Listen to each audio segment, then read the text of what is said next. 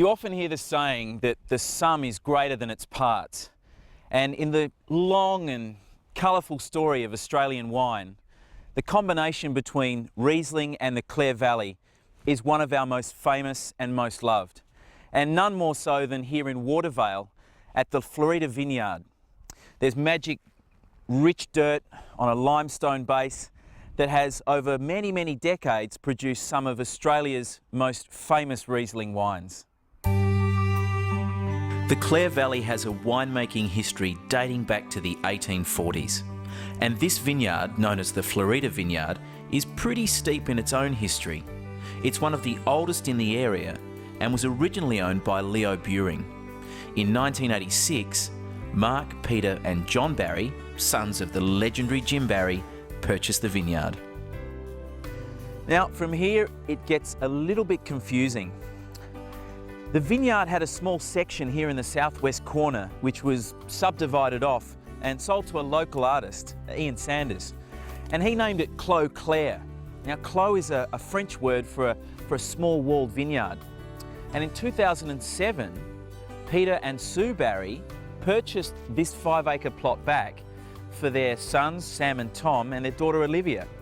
I guess you can say the vineyard's complete again and the wheel's gone full circle. Now the name Clos Clare lives on in the safe hands of this third generation of Barry family winemakers.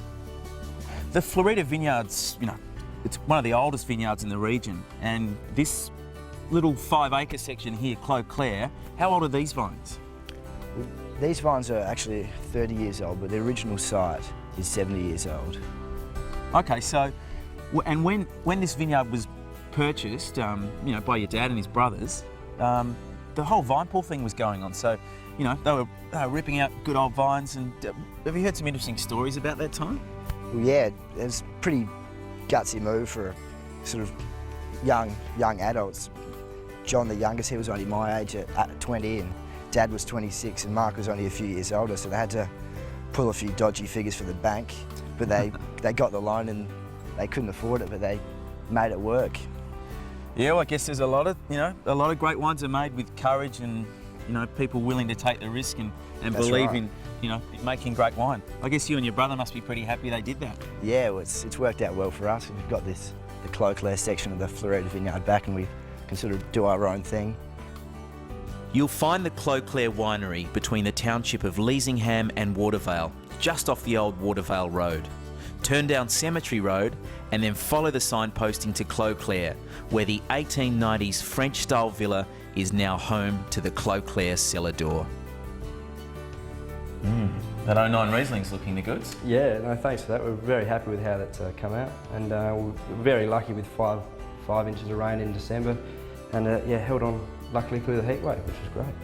So the Riesling is off of the estate vineyard here. You've got that 5 acres in the corner of the Florita Vineyard, but you've got a Grenache here and also a Shiraz. So where are you sourcing that fruit from? Yeah, so the Grenache, the Shiraz is actually Watervale as well, just in the northeastern corner where there's a small plot there, and actually just to the west of the house is just a small 3/4 block of Shiraz as well.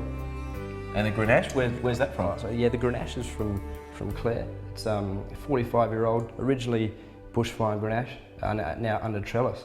And it was a great fit for Clos Clare. All right, so you've got all the raw materials. Now, have you always had the winemaking bug? Yeah, well, it's just growing up around the winery, and Jim came here in 1947, and then he loved it, and he passed it on to Dad, and Dad's passed it on to us, and it's just fantastic to be around.